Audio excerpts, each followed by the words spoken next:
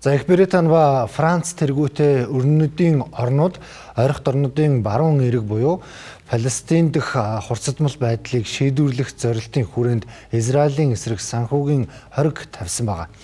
За энэ нь тус улсын ерөнхий сайдын хувьд хүчирхийлэлээ зогсоох улс төрийн томоохон сануулга болж байна. 2026 оны 6 дугаар сарын 9-нд Их Британи, Канада, Франц болон Норвеги улсын засгийн газрууд хамтран Палестины баруун эрэгт суурьшсан Израилийн иргэд болоод тэднийг санхүүжүүлэгч сүлжээний эсрэг албан ёсоор эдийн засгийн хориг арга хэмжээ авснаа зарлалаа. Энэхүү зохицуулалттай хоригийн хүрээнд эдгээр дөрвөн улс баруун эрэг дэх хууль бус суурингуудыг барьж байгуулах, санхүүжүүлэх болон логистикийн дэмжлэг үзүүлдэг байгууллага, хувь хүмүүсийн хөрөнгийг зарцааж виз олгохыг хориглож байна. Тухайлбал Францын засгийн газар Израилийн сангийн сайд Безалел Смотричийг нутаг дэвсгэртээ нэвтрэхийг хориглосон бол Их Британи засгийн газрын төвшөнд өөрийн бизнес эрхлэгчдэд Израилийн хууль бус суурингуудтай аливаа эдийн засгийн харилцаа тогтоохгүй байх удирдамж гаргалаа.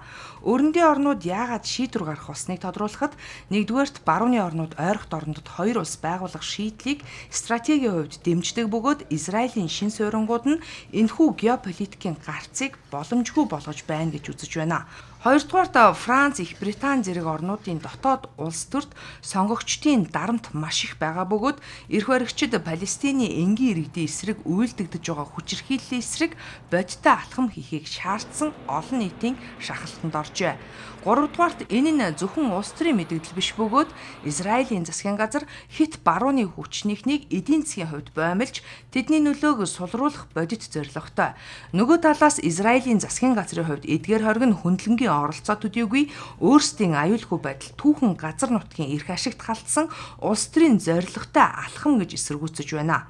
Израиль улс эдгээр орнуудыг Палестины эрх баригчдын терроризмыг санхүүжүүлдэг бодлогыг үл тоомсорлож зөвхөн нэг талыг барьж антисемитизмыг өөгшүүллээ хэмээн буруутгалаа. Барууны орнууд нэгдсэн фронтоор хориг тавьж буйна цаашид Израилийн эдийн засаг ялангуяа барилга болон санхүүгийн салбарт хүндрэл учруулж болзошгүй бөгөөд энэ нь ерөнхий сайд Беньямин Нетаньяхугийн засгийн газарт үзүүлэх гадаад дарамтыг улам бүр нэмэгдүүлж байна.